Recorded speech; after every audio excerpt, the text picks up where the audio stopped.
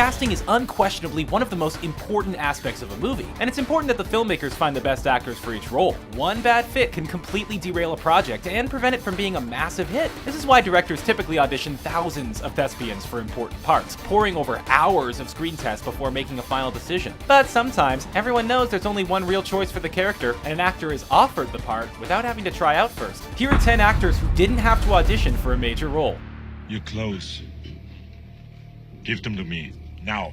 Arnold Schwarzenegger. It seems like Arnold was born to play the Terminator. I'll be back. But originally, the producers on the sci-fi film envisioned him as Kyle Reese. Director James Cameron met with Schwarzenegger to discuss the part, and during their conversation, he felt Arnold would make the perfect Terminator. Schwarzenegger was dubious about the project's prospects, but agreed to star in it, feeling that it was too small to damage his career if it flopped. Of course, the T-800 went on to become one of the most intimidating villains in all of cinema, turning Schwarzenegger into an action icon and establishing Cameron as one of Hollywood's elite. Credit Cameron's eye for talent, because the Terminator could have turned out very different.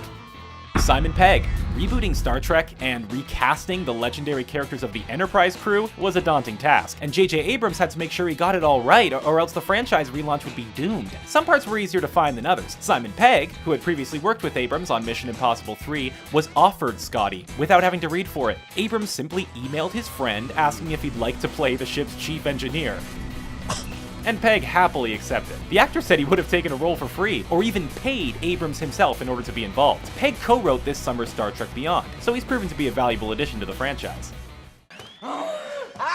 Jonah Hill. When Jonah Hill signed on to play Donnie in Martin Scorsese's The Wolf of Wall Street, he took a minimum salary to work with the legendary filmmaker. But that wasn't the only thing Hill did differently. He insisted that he audition for the role, even though Scorsese felt it wasn't necessary. It was Hill's first audition since 2007, which means that he didn't have to try out for the first film that netted him an Oscar nomination, 2011's Moneyball. Director Bennett Miller took a chance on Hill, who is known more for his comedic characters, but Hill was great in the drama and launched a new phase of his career. Harrison Ford. For many people, Harrison Ford is Han Solo, but it was by a stroke of luck the actor even got the part. Initially, George Lucas was hesitant to cast Ford in Star Wars, since Ford had appeared in the director's earlier movie, American Graffiti. Instead, Ford helped with the audition process, reading with young hopefuls trying out for Luke Skywalker and Princess Leia. During these reads, Ford would typically play Han, and Lucas eventually realized that he was the only choice for the smuggler. 4 movies and 4 decades of adoration later, Ford is synonymous with the character, and Alden Ehrenreich has huge shoes to fill. Sylvester Stallone. Sly refused to sell the rights to the original Rocky to producers Robert Chartoff and Irwin Winkler unless he was allowed to play the star as the Italian stallion. They agreed, but ran into a speed bump when shopping the film around. United Artists originally approved a budget of $2 million, under the condition an established star play Rocky, but after hearing it was Stallone or nothing, they cut the budget in half. Still, they were willing to give the then untested Stallone his shot at the big time, and it paid off very handsomely for the studio. Rocky won Best Picture, while Stallone scored a Best Actor nomination. Sean Connery. Given that Indiana Jones was heavily inspired by James Bond, it shouldn't come as any surprise that the original 007, Sean Connery, was cast as the archaeologist's father for The Last Crusade. In fact, Connery was Steven Spielberg's first and only choice for the role. The director was so set on getting Connery, he disregarded all the suggestions from his casting director and offered the role to the actor himself. Much to Spielberg's pleasant surprise, Connery accepted and became an instant fan favorite as Henry Jones. Connery's chemistry with Harrison Ford was one of The Last Crusade's many strong points and helped end the original trilogy on a high note. J.K. Simmons. Winning an Oscar is a monumental achievement for an actor. It can change their career in drastic ways. J.K. Simmons learned this after he received a bevy of awards for Whiplash. Now that he had Academy Award winner attached to his name, directors sought him out for roles, not the other way around. One of the first movies Simmons signed on for following Whiplash was this year's The Accountant, a crime drama from director Gavin O'Connor. Simmons met with the filmmaker over lunch to discuss a role, and the part was his if he wanted it. In the afterglow of his accolades, Simmons doesn't have to audition anymore.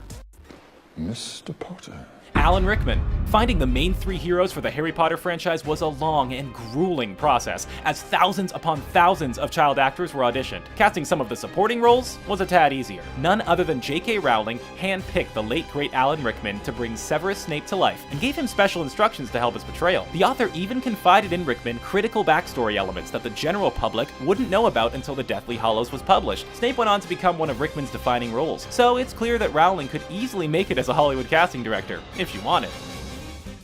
Margot Robbie. When the Suicide Squad movie was announced, DC fans flocked to the internet to offer their dream casting choices. For the crazy and lovely Harley Quinn, the consensus pick was bombshell Margot Robbie, who exploded onto the scene in The Wolf of Wall Street. Suicide Squad director David Ayer definitely saw eye to eye with filmgoers, and the role was offered to Robbie. The actress did not have to submit a demo reel or audition tape. All she had to do was say yes, and it's a good thing she did. Robbie was one of the best parts of Suicide Squad, and should have a successful future in the DCEU.